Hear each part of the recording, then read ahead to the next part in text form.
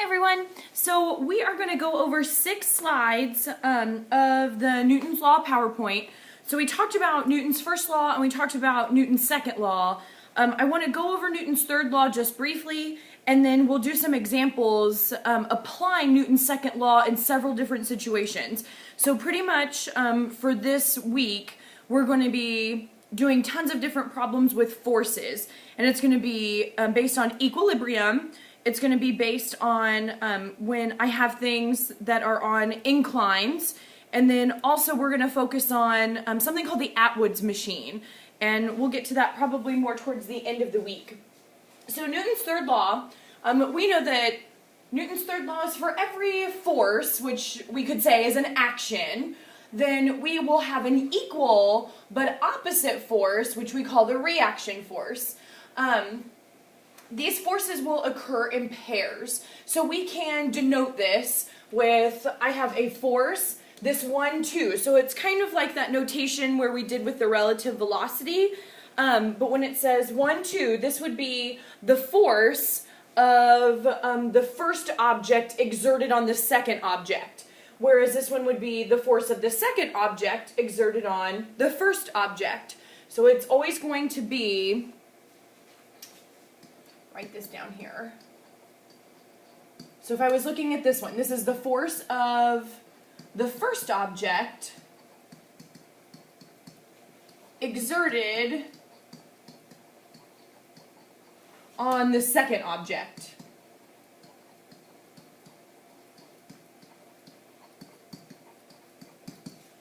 And then this one would just be the force of the second object exerted on the first object. So we know that they're equal in magnitude. The only thing different is the direction in which they're acting. So equal in magnitude, but just opposite in terms of direction.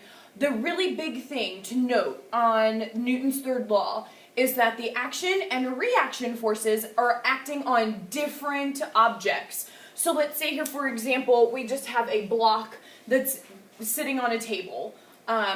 I have one force, this downward force, force of the weight force, we can call it, or force of gravity. I have the weight force that's going to be exerting a force down on the table. So that force is acting on the table. So I have my weight force acting on the table here. But then I also have the table pushing back up on the block. So then the table is exerting a force on the block, whereas the block is exerting a force on the table. So the forces are acting on different objects, and that can be a misconception sometimes in physics, is that they'll act on the same object, but they're different objects. Okay, so we drew free body diagrams on Friday. And when we draw free body diagrams, remember we said that we want to just say that the object is a particle or is a dot. That's how we're going to describe them, just because it's easier than drawing out the actual object. And then once we have our object represented by a particle, we're going to identify all of the forces that are acting on that object, and then we need to label those forces. So translational equilibrium. So if something's in equilibrium, then that means that there's not a net force that's acting on it. So the net force would be 0. Remember we said that net force is just the sum of all of the forces. So if we're thinking about translational equilibrium just means that we're thinking about something in a straight line path or linear motion. We'll talk about rotational equilibrium when we start talking about torque. So in translational equilibrium, there's no net force that's acting on an object, and if things are directed at certain angles, then we are going to have to figure out things in the x direction and the y direction, or possibly the z direction. So if the net force is 0, all of those directions should also come out for those some of those forces to be 0 as well, if we're in translational equilibrium. So we're going to focus just now on this equilibrium part, and then we'll work on that a little bit too on Monday, and then we'll start moving into inclines and then this Atwood's machine. Okay, so let's look at this here, for example. So let's apply Newton's second law. We have a block that has a mass of 0.5 kilograms, and it's traveling with a speed of 2 meters per second in the positive x direction on a flat, frictionless surface. On passing through the origin, the block experiences a constant force of 3 newtons, and it will be at an angle of 60 degrees. So here's my force that's being applied to this block, and I know that it's being applied at an angle of 60 degrees. I want to find the accelerations of the x and the y components. So first thing, I want to draw my free body diagram. So I have my object here. That's just a box, but we're going to represent that, remember, as a particle or as a dot. And the only real force that is pushing or moving this block would be this applied force. So I know that that applied force is moving in that direction, and I know that it's at 60 degrees.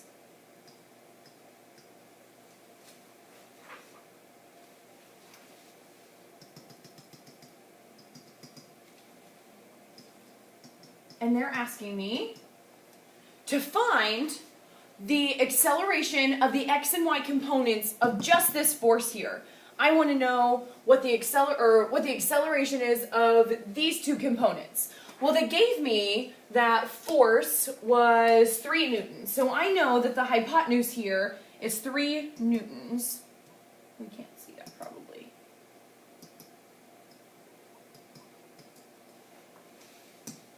Okay, so based on this force being 3 newtons and knowing that I have 60 degrees, I could go ahead and find the force in the x direction as well as the force in the y direction. So the force in the x direction would just be my 3 newtons times cosine 60. So 3 newtons times cosine 60. And then the force in the y direction is going to be my 3 newtons times sine 60.